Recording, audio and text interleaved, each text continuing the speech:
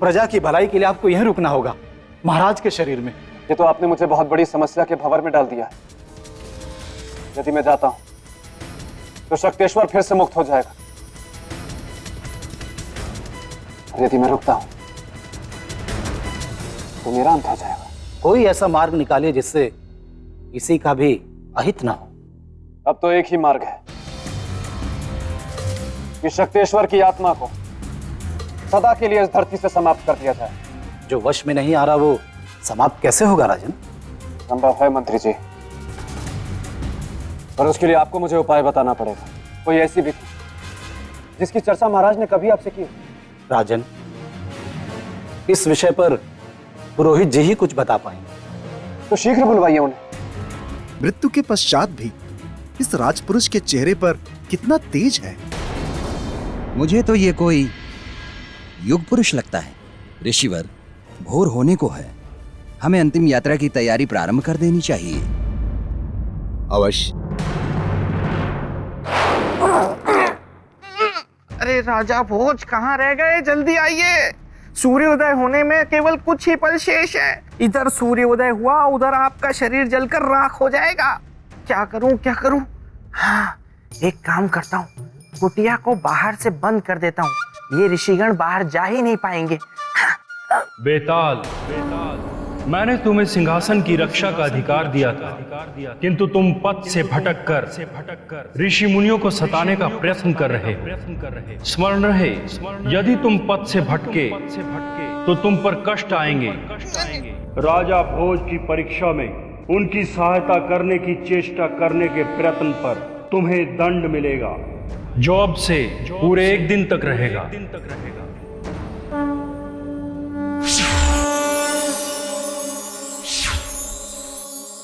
अब क्या किया इन्होंने? हैं? मेरी आवाज, ब्रह्मदेव, मेरी आवाज को क्या बना दिया? महाराज, मृत आत्माओं से मुक्ति पाने का एक ही मार्ग है, पिंडदान, क्योंकि इससे उन्हें पितृलोक में स्थान प्राप्त हो जाता है। किंतु शक्तेश्वर के विषय में यह विधि उपयोगी नहीं है। क्यों पुरोहित जी? क्योंकि पिंडदान से उस आत्मा की मुक्ति और तृप्ति होती है जिसकी मृत्यु आयु के पूरे होने के बाद होती है, किंतु शक्तेश्वर की मृत्यु अकाल मृत्यु है। ऐसे व्यक्ति की आत्मा को पितृलोक में स्थान प्राप्त नहीं होता। पुरोहित जी, क्या ऐसी आत्माओं की शांति के लिए हमारे शास्त्रों में कोई विधान नहीं है? एक विधि है। क्या है वह विधि? शीघ्र बताइए। यदि कोई योगी पुरुष यज्ञ करके पितरों के देवता आर्यमा को प्रसन्न कर ले तथा शक्तेश्वर की आत्मा को पितृलोक में स्थान दे दें, वो इस समस्या का हल है। अन्यथा पुरोहित जी, यदि यह उपाय समस्या का समाधान है तो हम उन्हें अवश्य प्रसन्न करेंगे। आप पिंडदान की तैयारी शुरू कीजिए पुरोहित जी।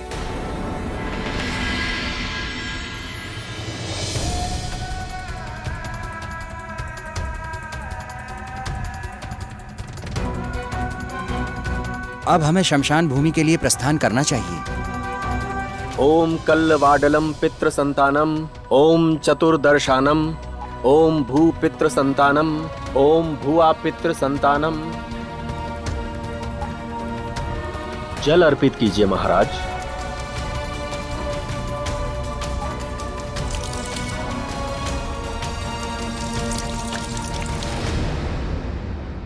महाराज, पिंडदान हो गया। पुरोहित जी, अब इसके आगे? जिस पितृलोक में पुनर्जन्म से पहले हमारे पूर्वजों की आत्मा वास करती है और अपने वंशज के दान पुण्य से उनकी तृप्ति होती है, उस लोक के मुख्य देवता आर्यमा के आशीर्वाद की हमें प्रतीक्षा करनी होगी। हमें कैसे पता चलेगा कि देव आर्यमा हमारे इस पिंडदान से प्रसन्न हुए हैं? जब कौवे आकर इन पिंडों को ग्रहण करेंगे, तब हमें ये ज्ञात हो जाएगा कि वे प्रसन्न हुए। कौवे क्यों पुरोहित जी? क्योंकि कौवे पितृ के और उनका पिंड ग्रहण करना पितरों की तृप्ति का प्रतीक है, इसलिए उनका इन पिंडों को ग्रहण करना अनिवार्य है, जो ये प्रमाणित कर देगा कि देव आर्यमा इस विधान से प्रसन्न है। राम नाम सत्य है, राम नाम सत्य है, राम नाम सत्य है, राम नाम सत्य है।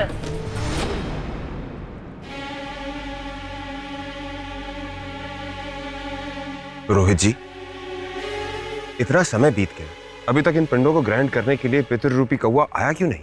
उन्हें बुलाना होगा। रोहित जी, हम कौवों को कैसे बुलाएंगे? हमें उनकी ध्वनि में उन्हें बुलाना होगा। क्या ऐसा करने से वे आ जाएंगे? आशा है। तो ठीक है।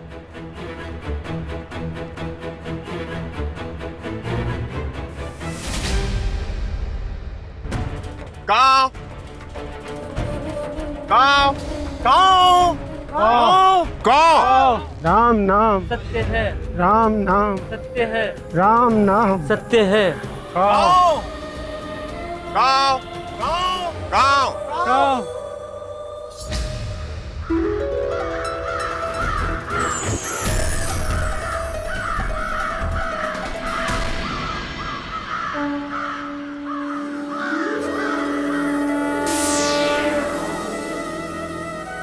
राजन, हम आपसे अति प्रसन्न हुए। बताइए, हम आपके लिए क्या कर सकते हैं? हे देवार्यमा, इस कलश में एक अतृप्त आत्मा है। इसे अपने पितृलोक में स्थान दे ताकि पृथ्वीवासी इसकी यातना का शिकार ना बने। राजन, संसार के कल्याण हेतु हम इस आत्मा को अपने पितृलोक में स्थान अवश्य दें।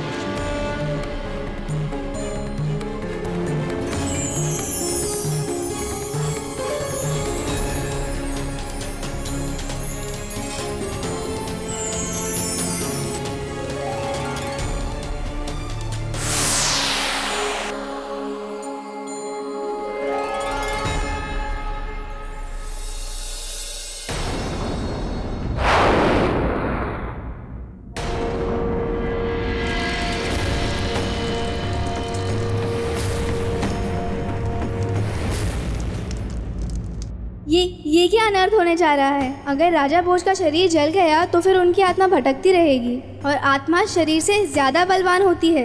और फिर अगर कहीं वो जाकर मेरे मित्र के सिंहासन पर पालती मार कर बैठ गई तो मैं क्या करूँगा? राजा भोज, जल्दी आइए, अरे मरने से पहले आ जाइए।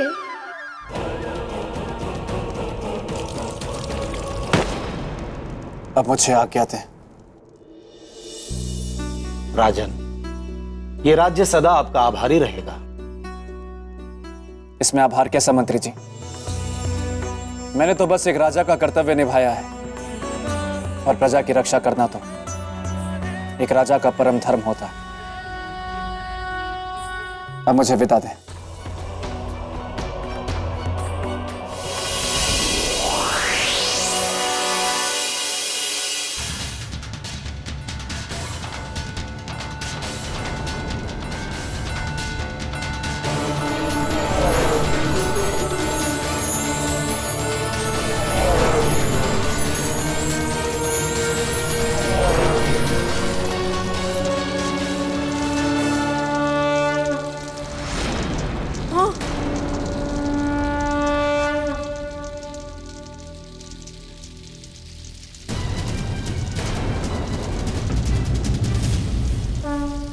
ऋषिवर,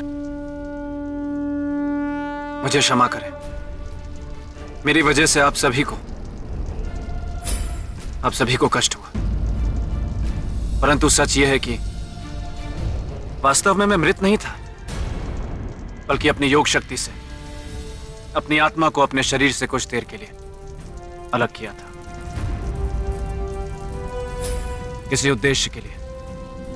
वत्स, मुखमंडल से संदेह तो था, किंतु जीवन का संकेत ना होने के कारण हमने शरीर का अंतिम संस्कार करना उचित समझा।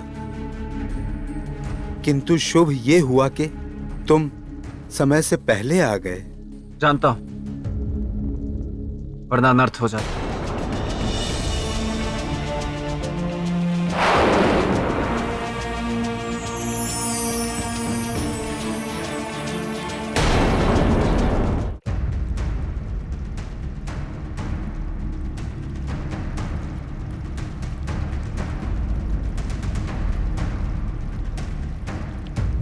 कैसे है राजन? श्रीमान बेताल, भला ये कैसा स्वांग है? मैंने सोचा राजन कि ना तो यहाँ देवी महामाया है और ना ही अन्य पुतलियाँ। आपको उनकी याद सताती होगी क्योंकि अब तो केवल मैं ही आपकी परीक्षाएं लूँगा। तो मैंने सोचा कि क्यों ना स्त्री की आवाज़ बनाकर आपका थोड़ा मनोरंजन कर दूँ। आपने मेरे लिए इतना सोचा, इसके लिए आपका अनेक अनेक धन्यवाद। परंतु आपकी पहले की आवाज़ बेहतर थी। अब इसको कैसे समझाओ कि पूरा एक दिन मेरी आवाज़ ऐसे ही रहने वाली है। राजन, आप ये बताइए कि श्रीमान बेताल, रुकावट के लिए मैं आपसे क्षमा चाहता हूँ, किंतु मैं आपसे ये पूछना चाहता हूँ कि मैं योग शक्ति की परीक्षा में सफल हुआ या असफल? आपको क्या लगा राजन कि आपने कद्दू में तीर मार दिया? माफ कीजिएगा राजन, लेकिन मैं आपको सिंहासन की अगली सीढ़ी चढ़ने नहीं दे सकता, क्योंकि आप मेरी परीक्षा में यदि तुम पथ से भटके तो तुम पर कष्ट आएंगे। आपकी परीक्षा में सफल तो नहीं हुए, लेकिन क्या करूं, मेरा हृदय बहुत दयालु है। इसलिए चलिए चढ़ जाइए 5वीं सीढ़ी। धन्यवाद श्रीमान बेताल, अनेक अनेक धन्यवाद।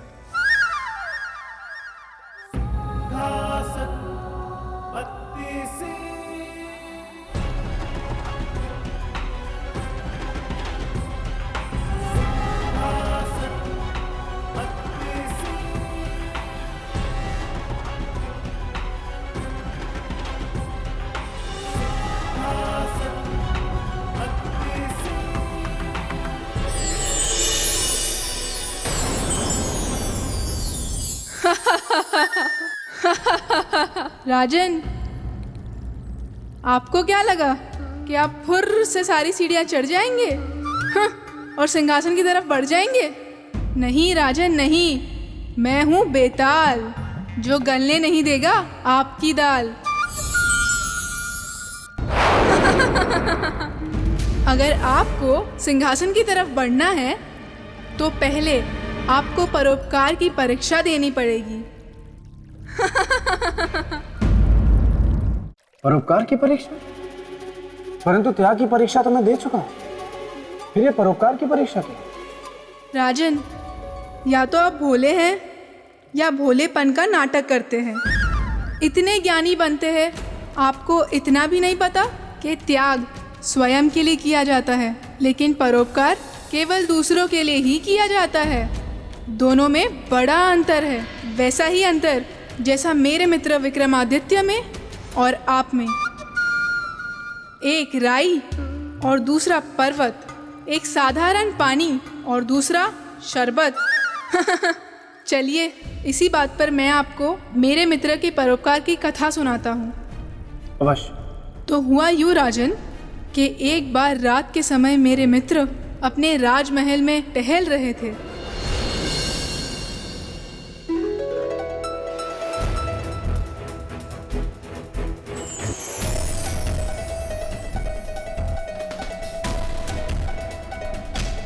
हर घर में प्रकाश फैलाने वाली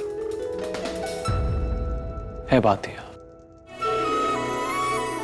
धन्य है आप, हर घर की खबर रखती है, हम सम्राट होकर भी नहीं रख पाते।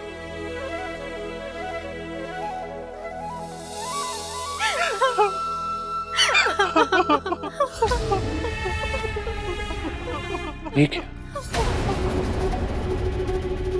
ये तो बातिया रो क्यों रही? क्या दुख है इन्हें? इस घर की है ये बातिया। लगता है जिस घर की है उस पे या तो कोई विपत्ति है या फिर कोई विपदा आने वाली है। हमें पता लगाना होगा कि ये रो क्यों रही है।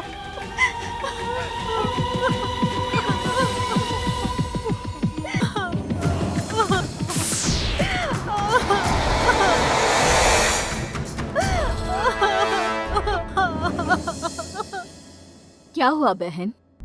मेरा दुख ये है कि जिस घर में मैं जलती हूँ, कल से उस घर में जलाने वाला कोई नहीं रहेगा। क्यों बहन? क्योंकि मेरे घर में केवल 2 जन हैं, एक अंधी माँ और उनका इकलौता बेटा, बस। 2 जन तो है, फिर क्यों रोती हो? क्योंकि कल से 2 जन नहीं रहेंगे, कल उसके बेटे की मृत्यु हो जाएगी। और बहन, मेरा दुख ये है कि मेरे राजा ने बिना कारण जाने उस घर के बेटे को मारने का आदेश दिया है।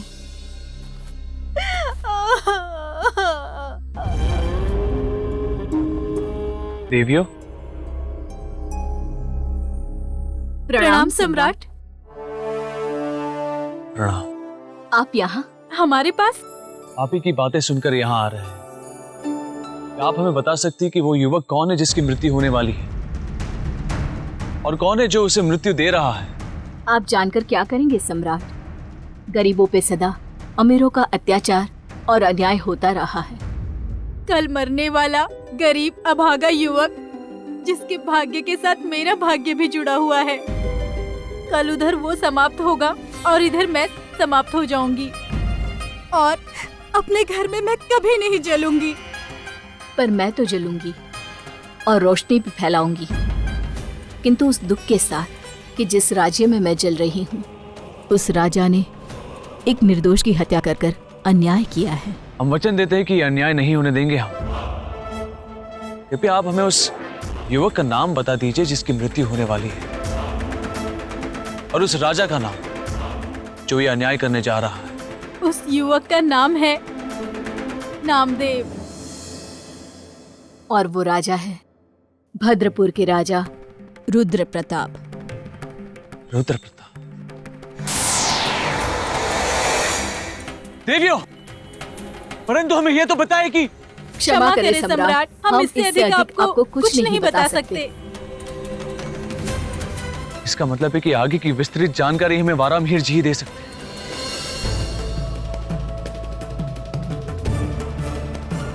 ग्रहों के योग से तो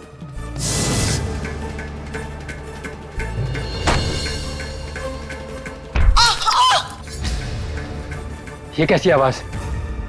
माँ, माँ, माँ, चोट तो नहीं आई माँ? नहीं बेटा, ठीक हो। माँ, तुमसे कितनी बार बोला पानी चाहिए तो मुझे बुला लिया करो। बेटा, हर बात के लिए मैं कहा तुझे बार बार बुलाऊं? जब तक मैं जिंदा हूँ सारे काम मैं ही करूंगा, तुम बस आराम करो।